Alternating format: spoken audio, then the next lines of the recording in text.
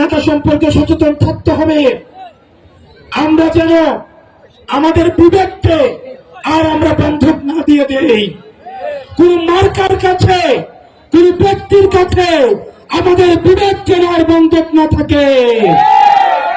আমরা নেতৃত্ব নির্বাচন করবো যোগ্যতা দেখে, কে কত বেশি জনপ্রিয়, জনগণের কাছে যাচ্ছে, জনগণের ভাষা বুঝে, জনগণের সমস্যা বুঝে, কতটা বাংলাদেশকে ধারণ করে, কতটা আপনাদেরকে ধারণ করে, আমরা তাদেরকেই নেতা নির্বাচন করব। আমাদের দেশের এক শ্রেণীর নেতা উৎপাদন হয় নির্বাচনের আগে। তারা ঢাকা থেকে বস্তায় বস্তায় টাকা নিয়ে এলাকায় ঢুকে, তারা নির্বাচনের আগের রাতে তারা পুলিং এজেন্ট কিনে নেয়, এলাকার ওসিকে কিনে নেয়, এসপি কে কিনে নেয়। সময় এসেছে সচেতন হওয়ার।